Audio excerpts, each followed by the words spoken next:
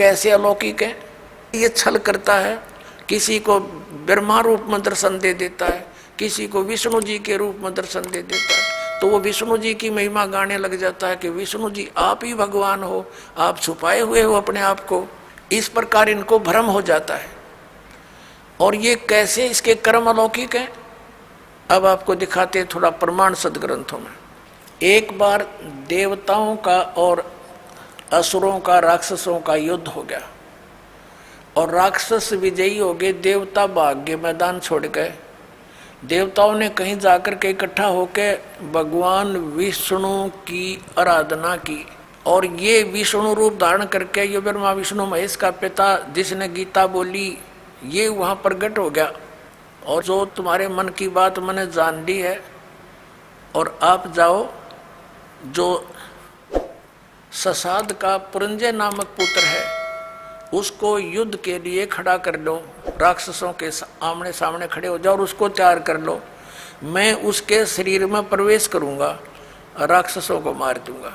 अब दिखाता हूं आपको, ये देखिएगा श्री विष्णु पुराण, गीता प्रेस गोरखपुर से प्रकाशित है। ये है श्री विष्णु पुराण, सचित्र हिंदी अनुवाद सहित है, इसमें संस्कृत भी साथ है। अनुवादक हैं मुनीलाल गुप्त, प्रकाशक एवं मुद्रक हैं गीता प्रेस गोरखपुर, गोविंद भवन कार्यालय कोलकाता का संस्थान। अध्याय नंबर 2, ये चतुर्थ अंश और 233 पृष्ठ पे ये विष्णु पुराण। अब हम आपको यहाँ ले आते हैं, 233 पृष्ठ पे यहाँ से पढ़ेंगे। पूर्व काल में त्रेता युग में एक बार अति भीषण देव असुर संग्राम हुआ, देवताओं और राक्षसों का। उसमें महाबलवान दैत्यगण से पराजित हुए देवताओं ने भगवान विष्णु की आराधना की। तब आदि अनंत शून्य अशेष जगत प्रतिपालक श्री नारायण ने देवताओं से प्रसन्न होकर कहा, आप लोगों का जो कुछ अभिष्ट है वह मैंने जान लिया है, तुम जो चाहते हो मैं समझ गया। उसके विषय में यह बात सुनिए। राज ऋषि ससाद का जो पुरंजय नामक पुत्र है, उस अक्षत्रिय श्रेष्ठ के शरीर में अंश मात्र से यानी कुछ समय के लिए स्वयं अवतीर्ण होकर उन संपूर्ण दैत्यों का नाश करूंगा। अतः तुम लोग पुरंजय को दैत्यों के वध के लिए तैयार करो। ठीक हो गया। अब इसने क्या किया, पुरंजय को खड़ा कर लिया, देवताओं ने समझा बुझा के, और राक्षस भी सामने हो गए। ये काल जो है उस पुरंजय के अंदर प्रवेश कर गया, क्योंकि ये 1000 भुजा का 1000 कला का मालिक है। ब्रह्मा विष्णु महेश ये 16 कला के मालिक हैं, तो इसमें शक्ति ज़्यादा, इसने उन सब राक्षसों को मार डाला। तो अब दूसरा उदाहरण देते हैं आपको। एक समय गंधर्वों का और नाग वंशियों का, नाग गोत्र के व्यक्तियों का आपस में युद्ध हो गया। तो गंधर्वों ने नागों को पराजित कर दिया और उनके सब धन लूट लिया। तो फिर नाग वंशियों ने यानी नाग गोत्र वाले व्यक्तियों ने इकट्ठे होकर भगवान विष्णु की आराधना की। फिर ये विष्णु रूप में काल प्रकट हो गया। इसने कहा कि आप जाओ और ऐसे ही कुछ को तैयार करो, उसके शरीर में प्रवेश करके मैं गंधर्व का नाश कर दूंगा। अब देखो प्रमाण, ये है अध्याय नंबर 3 और चतुर्थ अंश श्री विष्णु पुराण, पृष्ठ 242 पे, यहाँ नीचे आइएगा। तीसरा अध्याय। पूर्व काल में रसातल में मोने नामक 6 करोड़ गंधर्व रहते थे। उन्होंने समस्त नाग कुल के प्रधान रतन और अधिकार छीन लिए थे।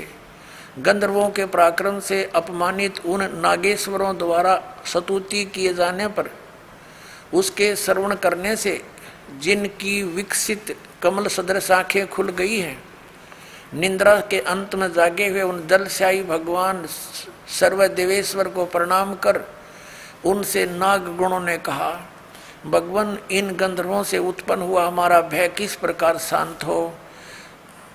तब आदि अनंत रहित भगवान पुरुषोत्तम ने कहा, यो नासव के पुत्र मानधाता का जो यह पुरकुत्स नामक पुत्र है, उसमें प्रविष्ट होकर मैं स्पष्ट कर दिया, प्रविष्ट होकर उसमें प्रवेश करके मैं उन संपूर्ण दुष्ट गंधर्वों का नाश कर दूंगा। हो गया स्पष्ट। अब इसके कर्म अलौकिक ऐसे हैं, ये कहता मेरे कर्म दिव्य हैं।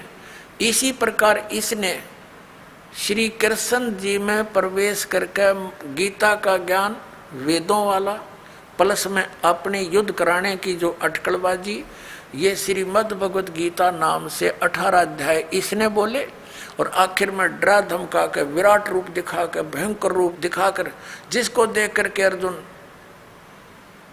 कांपन लग गया, अर्जुन जैसा योद्धा, और लास्ट में डरते ने हांबर ली अर्जुन ने कि उसने सोच लिया कि इसका उद्देश्य युद्ध करवाना है और यदि मैं ना कर दूंगा और इसने फिर एक बार वो विराट रूप दिखा दिया मेरा हार्ट अटैक हो जाएगा।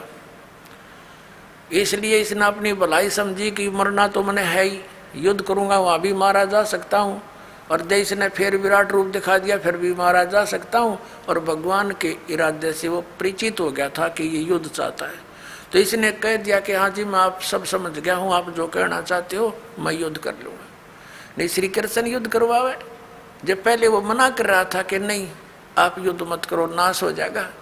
और फिर ये क्या कहते हैं हमारे धर्मगुरु कि अर्जुन अक्षत्रिय धर्म का पालन नहीं कर रहा था इसलिए भगवान ने उसको प्रेरित किया। अरे श्री कृष्ण स्वयं अक्षत्रिय था, और जब काल्यावन ने चढ़ाई करी मथुरा के ऊपर स्वयं भगवान युद्ध मैदान छोड़कर भाग गए थे, जिस कारण से उनको रणछोड़ भगवान कहा जाता है।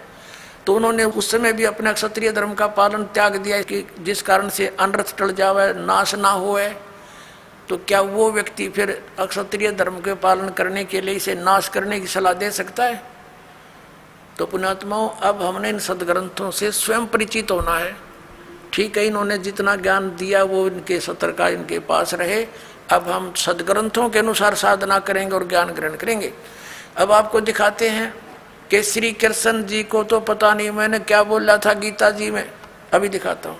अपनात्माओं, महाभारत का युद्ध हो लिया, कौरवों का नाश हो गया, पांडव राजगद्दी पर विराजमान हो गए। उसमें श्री कृष्ण के अंदर से काल निकल गया, ओनली श्री कृष्ण विद्यमान था, प्रेजेंट था। एक दिन श्री कृष्ण जी ने कहा कि अब मैं वापस जाता हूँ द्वारका को और तुम अपना राज करो। अर्जुन ने कहा कि भगवान आप हमें कुछ सत्संग अध्यात्म ज्ञान सुना कर जाओ, क्योंकि आप हमारे गुरु हो, एक सत्संग करके जाइयो। और अर्जुन ने कहा भगवान जब श्रोतागण सामने बैठे थे, अर्जुन और कृष्ण वहाँ पर टहल रहे थे, सत्संग का समय के इंतजार कर रहे थे, श्रद्धालु आ रहे थे। तब श्री कृष्ण जी से अर्जुन ने कहा भगवान कृपा मुझे वही ज्ञान सुनाना जो आपने युद्ध के दौरान सुनाया था, यानी वो गीता जी का ज्ञान बताना।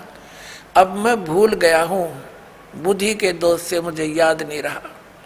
श्री कृष्ण जी कहते हैं कि तू बड़ा श्रद्धाहीन है अर्जुन, तू बड़ा बुद्धिहीन है, तूने उस ज्ञान को याद क्यों नहीं रखा। और अर्जुन पर तो डांट मार रहे हैं कि तूने याद क्यों नहीं रखा, और स्वयं कह रहे हैं अब मैं पूरा ज्यों का तो तुझे उसको नहीं बता सकता, क्योंकि उस समय मैंने योग युक्त होकर ये ज्ञान बोला था। भले आदमियों, जब युद्ध के इसे खतरनाक भयंकर समय में योग युक्त हुआ जा सकता है तो इस पीस में क्या दिक्कत आ गई योग युक्त होने में? अब हो जा 2 मिनट लगे जो ज्ञान होता उसने बोला हो, तो उसने बोला ही नहीं था। ये श्री कृष्ण में प्रवेश करके काल बोल गया। जैसे आप देखते हो एक प्रेत आत्मा दूसरे के शरीर में प्रवेश कर जाती है और वो प्रेत बोलता रहता है, बहुत कुछ बोल जाता है। उसके जाने के बाद जिस शरीर की वो आत्मा अपने सचेत होती है, फिर उसको कोई अन्य ही बताते हैं ऐसे बोल रहा था तू, ऐसे बोला, ऐसे बोला। उसको कुछ नहीं पता होता मैंने क्या बोला, और ही बताते हैं। फिर वो कहने लग जाता मैंने एक दिन ऐसे बोला। तो ऐसे श्री कृष्ण जी में प्रवेश करके उसकी आत्मा को दबा कर ये काल बोल गया सारे काम ने। और उसके निकलने के बाद फिर ओरिजिनल कृष्ण था वो क्या बोलता है दिखाता हूँ आपको। देखिए ये संक्षिप्त महाभारत, ये द्वितीय खंड गीता प्रेस गोरखपुर से प्रकाशित है। संपादक तथा संशोधक हैं जयदयाल गोविंद का, गीता प्रेस गोरखपुर से प्रकाशित है। ये यहीं से प्रकाशित है, गीता प्रेस गोरखपुर से। पृष्ठ नंबर 667 667 और ये है संक्षिप्त महाभारत। संक्षिप्त महाभारत। अब यहाँ आगे हम जन्मेजय ने पूछा, ब्रह्मन शत्रुओं का नाश हो जाने के बाद जब महात्मा श्री कृष्ण और अर्जुन सभा में बैठकर वार्तालाप कर रहे थे उस समय उनमें क्या बातचीत हुई? तो वैशंपायन जी कहते हैं, कहा राजन, श्री कृष्ण के सहित अर्जुन ने जब अपने राज्य पर पूरा अधिकार प्राप्त कर लिया तो वे दिव्य सभा भवन में आनंद से रहने लगे। एक दिन सज्जनों से घिरे हुए वे दोनों मित्र स्वेच्छा से घूमते घूमते सभा मंडप के ऐसे भाग में पहुंचे जो स्वर्ग के समान सुंदर था। पांडुनंदन अर्जुन श्री कृष्ण के साथ रहकर बहुत प्रसन्न थे। एक बार उन्होंने उस रमणीक सभा की ओर दृष्टि डालकर भगवान से ये वचन कहे, देवकी नंदन, जब युद्ध का अवसर उपस्थित था उस समय मुझे आपके महात्म का ज्ञान और ईश्वरीय स्वरूप का दर्शन हुआ था, किंतु केशव आपने सनेवस पहले मुझे जो ज्ञान का उपदेश किया था वह सब इस समय बुद्धि के दोष से भूल गया है। उन विषयों को यानी श्रीमद् भगवद गीता के ज्ञान को सुनने के लिए बार बार मेरे मन में उत्कंठा होती है। इधर आप जल्दी ही द्वारका जाने वाले हैं, अतः पुनः उस सब विषय को वह विषय मुझे सुना दीजिए। वैशंपायन जी कहते हैं, अर्जुन के ऐसा कहने पर वक्ताओं में श्रेष्ठ महातेजस्वी भगवान श्री कृष्ण ने उन्हें गले से लगाकर इस प्रकार उत्तर दिया। श्री कृष्ण बोले, अर्जुन, उस समय मैंने तुम्हें अत्यंत गोपनीय विषय का श्रवण कराया था। अपने स्वरूप भूत धर्म सनातन पुरुषोत्तम तत्व का परिचय दिया था और नित्य लोकों का भी वर्णन किया था, किंतु तुमने जो अपनी नासमझी के कारण उस उपदेश को याद नहीं रखा, यह जानकर मुझे बड़ा खेद हुआ है। उन बातों को अब पूरा पूरा स्मरण होना संभव नहीं जान पड़ता। पांडुनंदन, निश्चय ही तुम बड़े श्रद्धाहीन हो, तुम्हारी बुद्धि अच्छी नहीं जान पड़ती। अब मेरे लिए उस उपदेश को ज्यों का त्यों दोहरा देना कठिन है, क्योंकि उस समय योग युक्त होकर मैंने परमात्म तत्व का वर्णन किया था। पुण्यात्मा, अब आपके कति समझ में आ जाएगी। यो ज्ञान बोला किसने? श्री कृष्ण जी का था, रोल नहीं गीता के ज्ञान में। अब ये खुद कह रहे हैं कि मैंने, अब जैसे ये दास आपको ये सत्संग सुना रहा है और आप मुझे 10 वर्ष के बाद पूछ लियो, जी इस विषय पर जो आपने ये सत्संग किया था कृपा फिर सुनाइयो। कभी सुन लो, उसी से मैं सुना दूंगा, क्योंकि वो मैंने अपने होश हवास में सुना रखा है। और मेरे अंदर कोई प्रेत बोल रहा है तो फिर मैं ये बात बोलूँगा जो श्री कृष्ण बोल रहे हैं कि तुमने याद नहीं रखा, तुम कैसे व्यक्ति हो, श्रद्धाहीन हो, बुद्धिहीन हो। अरे भले आदमियों, ये दास सत्संग करेगा और प्रथम बार जो श्रोता इस सत्संग को सुनेगा 20% याद रहता उसको, और मैं फिर डांट मारूं कि तुमने याद क्यों नहीं रखा, तो इसका इससे सिद्ध है कि खिसियानी बिल्ली खंबा नोच रही है। यानी उसको ज्ञान नहीं खुद को, और उसको धमका रहा है कि तूने याद क्यों नहीं रखा। अब तो आपको क्या हो गया, जब ऐसे भयंकर युद्ध के समय में आदमी योग युक्त हो सकता है, तो शांत है, सब तरह से बिल्कुल पीस ऑफ माइंड है, आराम से योग युक्त हो सकते। भाव कहने का ये पुणात्माओं, श्री कृष्ण जी का तो रोल ही नहीं था गीता के ज्ञान देने में। अब श्रीमद् भगवद गीता का ज्ञान दिया किसने है? ये काल ने दिया। गीता जी अध्याय नंबर 11 के श्लोक नंबर 32 में स्वयं कहता है कि अर्जुन मैं काल हूँ और देख तेरे सामने ये मेरा वास्तविक रूप है, और इस रूप का यानी जो मैंने अब तुझे ये रूप दिखा है, इस रूप का पहले ना तो किसी ने पहले दर्शन हुआ ना आगे कोई कर सकता। ये तेरे ऊपर रहम करके मैंने ये अपना विराट रूप दिखा है। पुणात्माओं, यदि श्री कृष्ण जी बोल रहे होते गीता तो ये शब्द नहीं कहते कि ये मेरा विराट रूप पहले किसी ने नहीं देखा, क्योंकि श्री कृष्ण जी तो अपना विराट रूप कौरवों की सभा में दिखा चुके थे। उस विराट में दिन रात का अंतर है। अपनात्माओं, एक तो 60 वाट का बल्ब हो, ट्यूब हो, और एक हो 1000 वाट की, तो कितना अंतर है? ट्यूब दोनों हैं, लेकिन वो 1000 वाट वाली 60 वाट वाली से भिन्न होती है। तो इसी प्रकार इन दोनों ने ही विराट रूप दिखाया था, उसमें और उसमें भिन्नता थी।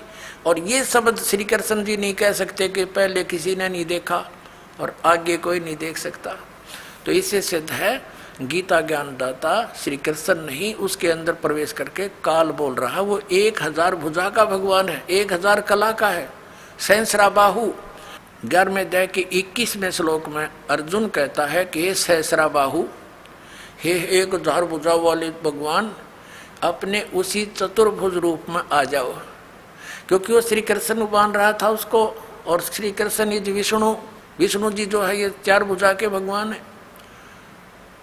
अब इस दास की नजरों से आपको पता चलेगा कि श्रीमद् भगवद गीता का ज्ञान किसने बोला। और अन्य प्रमाण एक ये है कि श्री कृष्ण तो अर्जुन के साले थे, श्री कृष्ण की बहन अर्जुन को ब्याही थी सुभद्रा जी, अपने साले को पहचानने से भूल गया। वो श्री कृष्ण नहीं था, वो श्री कृष्ण से बाहर निकल कर वो काल देख रहा था, ऐसे भयंकर रूप दिखाया, और श्री कृष्ण अलग खड़े हैं, ओझल हो गए उसके प्रकाश में, तेज में। तब अर्जुन पूछता है, हे महानुभाव आप कौन हो, मैं आपको नहीं पहचानता। तो क्या श्री कृष्ण थे वह? और भी ढेर सारे प्रमाण हैं कि श्री कृष्ण जी ने गीता का ज्ञान नहीं कहा। श्री कृष्ण जी ने पहले कभी काल नहीं कहा अपने आप को, बाद में कभी काल नहीं कहा। श्री कृष्ण जी के पास तो ये जितनी गौवें थी, ग्वाल बाल थे, गोपियाँ थी, सब आकर के प्यार पाते थे, उसकी तरफ देखते रहते थे, निहारते रहते थे। क्या वो काल हो सकते? तो पुण्यात्मा, श्रीमद् भगवद गीता का ज्ञान इस सर्वपुरुष ब्रह्म ने दिया, जो ब्रह्मा विष्णु महेश का पिता है, और इसी को हमारे धर्मगुरु परम ब्रह्म बोलते हैं। इस काल को कि ये मूर्ति रहित है, ये आकार में आया तो सदाशिव बन गया। अभी आपने